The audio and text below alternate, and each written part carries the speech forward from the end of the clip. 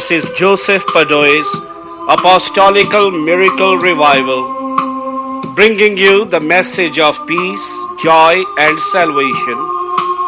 Jesus Christ the same yesterday, today, and forever. Father, I pray for all those who are listening to this cassette.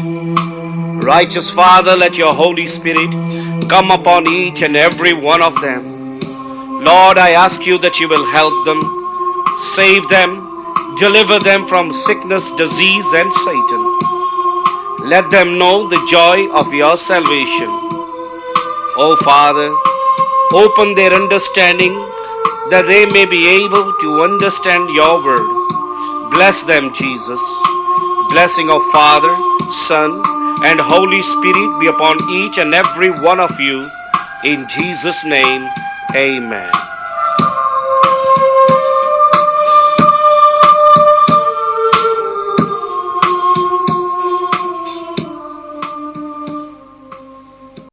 Numbers chapter 20.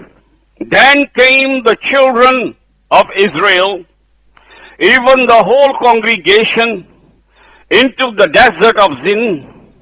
In the first month, the people abode in Kadesh, and Miriam died, was the sister of Aaron and Moses, there, and she was buried there. And there was no water for the congregation, and they gathered themselves together against Moses, against Aaron, and the people chode with Moses, and spake, saying, Would God that we had died when our brothers died before the Lord. Why have you brought us up, the congregation of the Lord, into this wilderness, that we and our cattle should die there? Therefore have you made us to come up out of Egypt, to bring us into this evil place. There is no place of seed, or of the figs, or of the vines, or of the pomegranate, neither is there any water to drink. Though God been kind for Israel, and he was their provider, he provided their needs over and over again, yet they constantly rebelled against the goodness of God and against God. Even though God done fantastic miracles, and they saw the works of God with their eyes, yet their hearts were hardened, and they were stubborn and stiff-necked people. Though even the curses of God came upon many people of Israel, and many died in that wilderness, still they did not learn the lesson to humble themselves before God, but they kept on speaking against God and also against his prophet Moses. And it is no difference today. No matter what God does for people, you will see that people will be unthankful to this God. They will not honor and respect this God, even though he saves many lives. Once he has done the miracle, people forget the goodness of Almighty God. We are no better today. And if the things does not work the way we want it to work, then we speak against God and against his goodness. And here they blame Moses and also God. You brought us here to die. We were better off in Egypt. We would rather that we had died. They wish death. All because for a little while they never got water to drink. But they forgot what God did in the past, that how God supplied their needs not once but over and over again. And they forgot all this goodness, and they complain again that we wish that we were dead people. And that's very evil to say. And here they also blamed God, that God has brought them into evil place, calling God evil. God doesn't do anything that is evil. God will never bring you into evil place. The Bible says good and perfect gift comes from God. God is not going to give you anything that is bad or evil. Would you give anything bad to your son or to your daughter? Would you give anything that would harm your child? And neither would God. God will never give anything that is bad or evil to the people. The Bible, in Isaiah, the Spirit of God speaks. He says the thoughts of God toward his people is good, God does not think evil of you, but He saves you from the evil to come. And yet they blame God also. They say, you brought us out of Egypt into this evil place, and it is God leading them.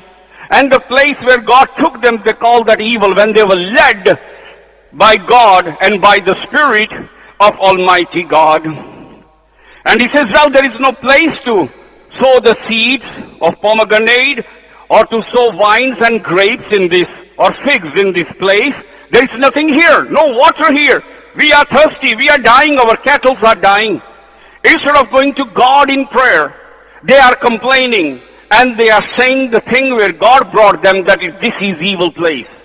God does not bring you to an evil place. Sometimes God will test and try you. You know, God was testing the Jews over and over again. And over again they failed the test. Every time there was a need, instead of them praying to God, they started speaking against God. They never learned to thank God, and even in their need to pray, then He would have given. But they yet never learned that lesson, and He was trying to teach them that lesson. So they are coming to this place of Kadesh. There is no water. Of course, God was not going to kill them in that wilderness because He brought them out of Egypt, and God did not brought them out to kill them, but to save them. God brought them out to give them a land flowing with milk and honey. And when God brings us out of the world, He does not bring us to evil place.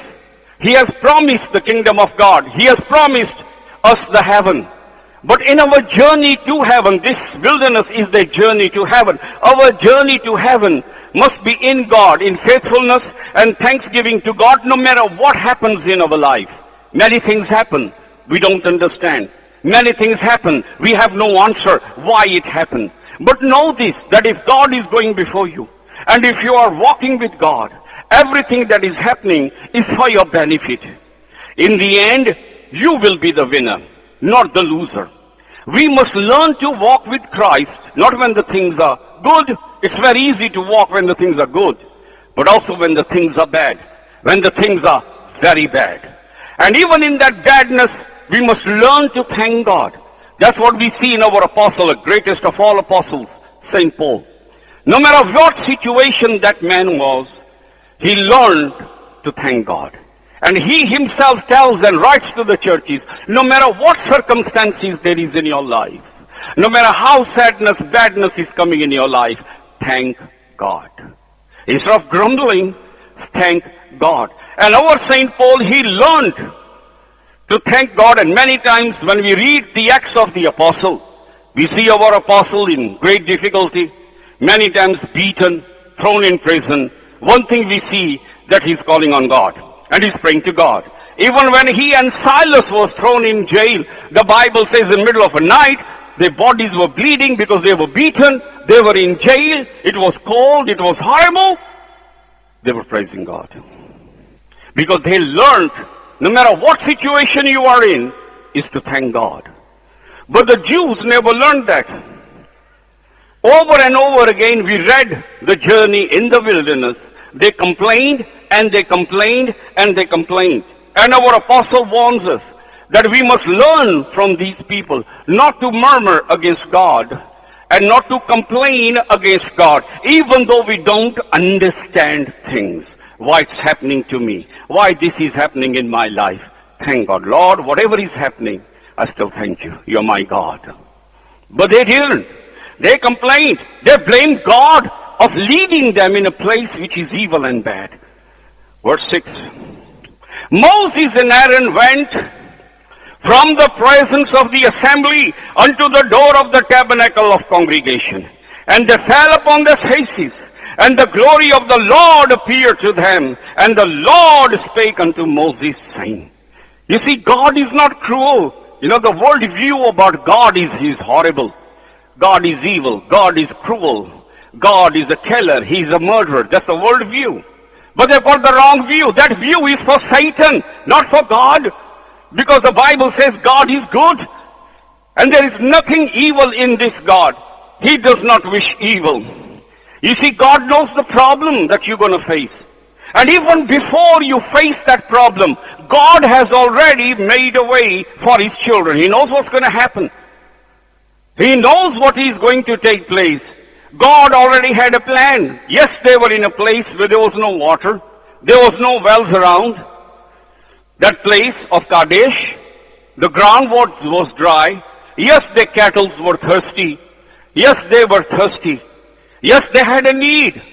But you see, God already answered their prayer. God already knew what he was going to do. He was not going to let them die in that thirst. God always have a plan. Sometimes when problem comes, we worry and we fret what's going to happen. But if we are in God and we are the children of God, know this, that even before that problem came in your life, God already made a way for you to escape from that problem. Because God already knows what is going to take place for you in the future. And God already have answered you even before you have prayed to him, because he's your daddy. And he knows you're going to have that problem. I'm going to let him go, but I'm going to let him escape also. He already made a way, and God already had a plan. He was going to give them water, even though there is no water. God already knew what's going to happen. He already had the answer. All he was trying to teach them is to learn to thank God instead of complaining and murmuring. Jesus fed the crowds of thousands. The Bible tells a story that Jesus asked his disciples, I want to feed these people. How much bread have you? He says, listen, there's too many people. 200 penny worth, that's a lot of money, wouldn't be enough to feed all these people. But they say, but there is a boy here. He's got a lunch bag with him. He has got few fishes and few chapatis. And Jesus says, that's enough. You know why? God plans your future. He knows that Jesus was going to feed thousands. You know, that boy was placed by God. God chose that boy, probably was on his way to school, made sure his mama put some chapatis and fish in that bag. Instead of him probably going to school or work, he just joined the crowd and listened to Jesus. And yet Jesus took that chapatis, few fishes from that little boy, fed thousands. Because God already knows your need. He will place the answer already. So in that crowd where Jesus was going to minister, do a miracle, God already placed the answer. And the answer was there. And here they are in the wilderness. And you know what? Answer is staring them. Answer is before them. You know what is the answer? The rock. In front of them. That's the answer. You got a problem sometimes we don't see the answer. Disciples couldn't see the answer. Master, how are you going to feed thousands? But God already put the answer. That little boy with his lunch bag. They came to this Kadesh. God placed the answer. They're looking at it. What is the answer? The rock in front of you. That she's going to give you water. God already puts the answer. It is that we can't see till God opens our eyes. That's why God says in the Bible, be still and know I'm God. I know what's going to happen. I know what you're going through. I know what future is. I already got the answer. Don't fret. Don't trouble. Just stay still. I have already placed the answer for you. Even before you prayed. Before you prayed, I knew that problem was going to come. And I've already given you the answer. Just don't fret. Stay in the Spirit of God. And everything will be okay. The answer was there. The answer was staring at their faces, which they could not see. We read verse 7. And the Lord spake unto Moses. Take the rod, gather thou the assembly together, thou and Aaron thy brother, speak ye unto the rock. Before their eyes, the answer is already there. God knew what was going to happen. God knew they're going to come to this place because they're led by God. God knew there was going to be no water. God knew the children were going to be thirsty. And God already had the answer. But you see, instead of thanking, they're grumbling. Because they couldn't see the answer. They forgot to trust the Lord, their provider. He's not just a savior, he's also the provider. God provides the needs.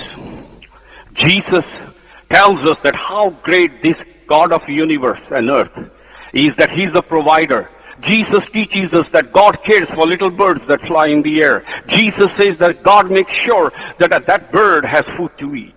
And he says, if I can feed the birds, if I can feed the insect, if I can feed the grasshoppers, if I can feed the fishes, how great are you in God's sight? You're greater than these. So the creator of universe, he's not just the healer, he's not just the savior, he's also the provider. And he provides for everything. Not just me and you. He provides for all the birds of the air. He provides for all the animals and for all the creation he has created. He's not a cruel God.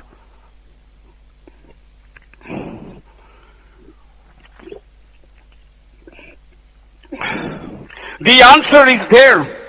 They could not see. We read verse 8 again. Take the rod, God says. Gather thou the assembly together. Thou and Aaron, thy brother, speak unto the rock. Before their eyes it shall give forth his water. Thou shalt bring forth to them water out of the rock. So thou shalt give congregation and their beasts drink. God has the answer. So next time we go through problem, I know it's easy for me to say, but we got to learn no matter what problem comes. Thank God and know the answer is there. Somewhere there, God is going to show you. The answer is already there. God already saw your problem. God saw the problem and said, listen, don't worry. You see the rock? It's just there. Just speak to the rock. Tell the rock, you rock, give water. And the water will come out of the rock because I'm God. I can do anything. Just speak. Answer is there. Answer is staring you at your faces. So always, no matter what problem we go, God has always answered because he knew our problem even before that problem came in our lives. God says in Isaiah about his children, even before you pray, I will answer. That's what he said in Isaiah the prophet. He says, before you pray, even before you thought of praying about something, he said, I will answer. Why? Because in advance already knew what's going to happen. What problem you're going to face, what difficulty going to come, what situation going to arise.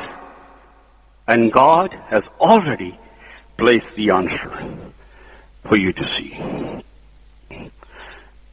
9. Moses took the rod from before the Lord as he commanded him. Moses and Aaron gathered the congregation together before the rock.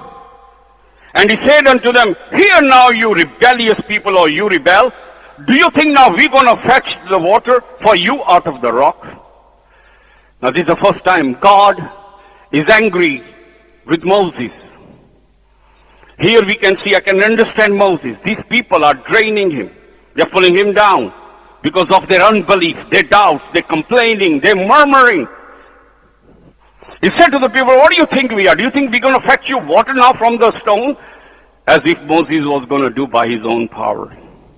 And something else Moses does that God doesn't told him to do.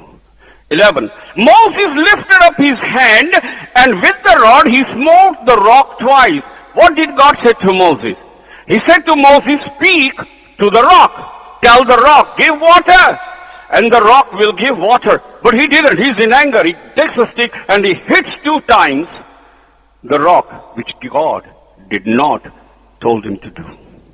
He disobeyed God. God said, Moses, speak to the rock. But Moses does not speak to the rock. He hits the rock with the rod 2 times. And because they've done that, later on God said, well, because you've done that, you didn't have trust in me. You lacked the trust.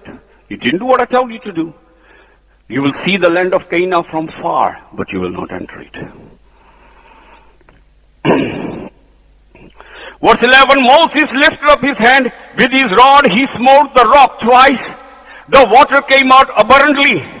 Congregation drank, and their beast also. God was telling them to speak to the rock, and that rock is Jesus Christ. Our apostle tells us also about the rock symbolizes Christ Jesus. God sent his son for people to believe on him, not to kill him, to speak to him. But he was smoten twice. Twice Jesus was hit with a stick. Why? Once the nails, that's the first strike. Second strike is a spear on his side.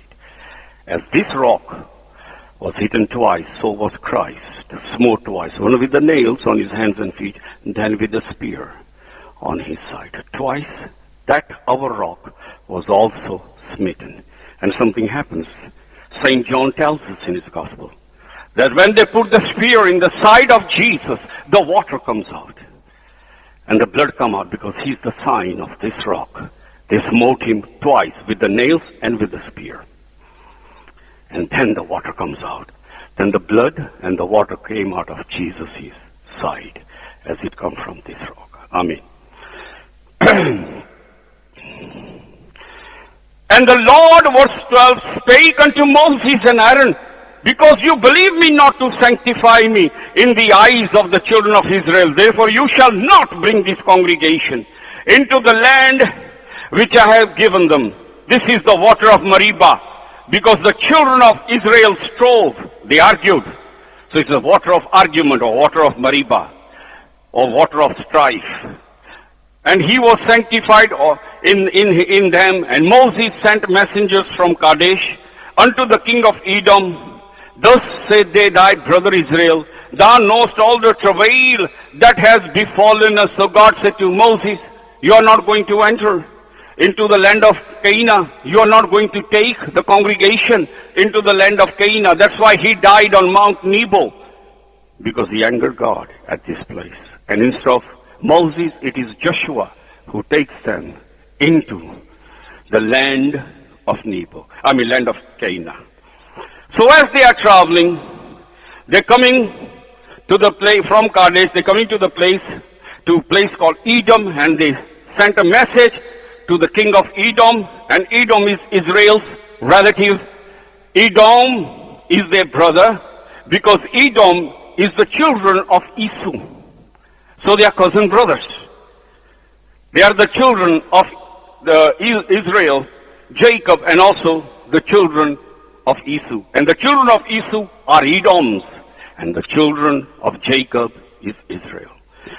And Moses sent messengers from Kadesh, verse 14, unto the king of Edom, Thus saith thy brother Israel, thou knowest all the travail that has befallen, how our fathers went down in Egypt. We have dwelt in Egypt a long time. Egyptian vexed us and our fathers. And when we cried unto the Lord, he heard our voice, sent an angel, and hath brought us out of Egypt. Behold, we are in Kadesh, a city in the uttermost of thy border. Let us pass, I pray thee, through thy country. We will not pass through the fields, nor through the vineyards, neither will we drink of the waters of the wells.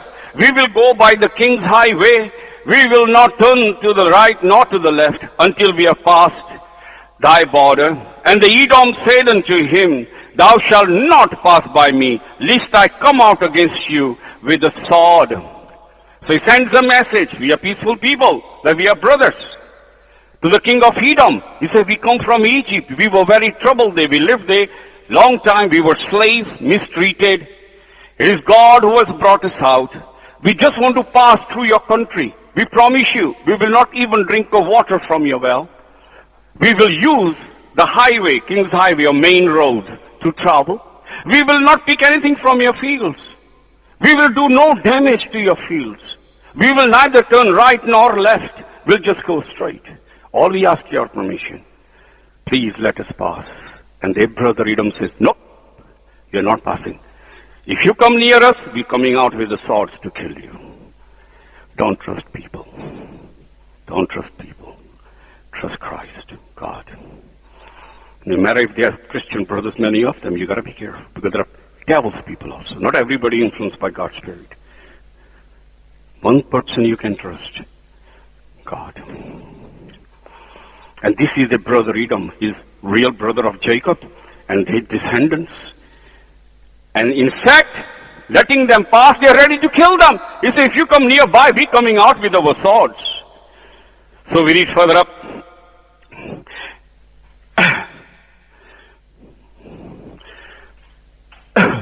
Verse 19, and the children of Israel said to him, we will go by the highway, and if I and my cattle drink of thy water, I will pay for it. I will only, without doing anything else, go through on my feet. And he said, thou shalt not go through. And Edom came out against him with much people and with strong hand. He says, listen, Israel sent a message. We won't even drink from your well. You know, if you have a cattle or anything, drink, we'll pay you for it. We will just go what you call on the highway. Let us go. He said, no, you're not going. And suddenly Edom comes out with many people to fight against Israel, to defend themselves with the swords. 21, and Edom refused to give Israel passage through the border. Therefore Israel turned away from him. They didn't fight, they just went the other way. And the children of Israel, even the whole congregation, journeyed from Kadesh, and they came unto the mountain called the Mount Hor. And the Lord spake unto Moses and Aaron on Mount Hor by the coast of the land of Edom, saying, Aaron shall be gathered unto his people. For he shall not enter into the land which I have given unto the children of Israel, because you rebelled against my word at the waters of Meribah.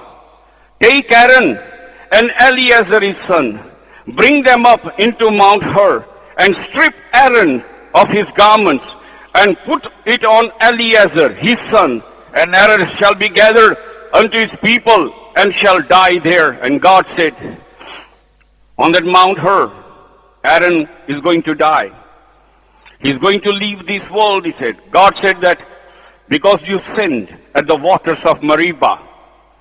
And God said, take the robe of priesthood from Aaron and put it on his son Eleazar, the robe of high priest. That from now his son Eleazar will be my priest. And as for Aaron, he will die on this mountain. 27, Moses did as the Lord commanded, and they went up into Mount Hor in the sight of all the congregation. And Moses stripped Aaron of his garments and put it upon Eleazar his son. Aaron died there on the top of mount, and Moses and Eleazar came down from the mount. When all the congregation saw that Aaron was dead, they cried for him. They mourned for Aaron 30 days, even all the house of Israel. And here God tells Aaron, he's going to die. But you see, Aaron had no reason to cry, nor his family, because he was going to go to heaven. That's why God says he's going to die. But don't worry, I'm going to take you, because they're old people now. Then let your son be priest now. And that's why Bible tells us about Jesus, that in Jesus there is no change of priest. In the Old Testament, every time high priest died, somebody else took his office. Then he died, then somebody else becomes the high priest. Then he died, it goes on and on and on. But Jesus died just once, and he's living forever, and he's the priest, the high priest, forevermore, without any change of priest. Amen. Our Father, who is in heaven, holy be your name. Your kingdom come, your will be done, in earth as it is in heaven. Give us this day our daily bread, O Lord, and forgive all our sins, as we forgive those who have sinned against us. Let's not be led in temptation, O Lord, but deliver us from evil. For yours is the kingdom, the power, and glory, through Jesus our Lord. May the blessing of Jehovah, His Son Jesus Christ, the power of the Holy Spirit be on you. May God of Israel make His face to shine on you. May the Lord bless you in Jesus' name.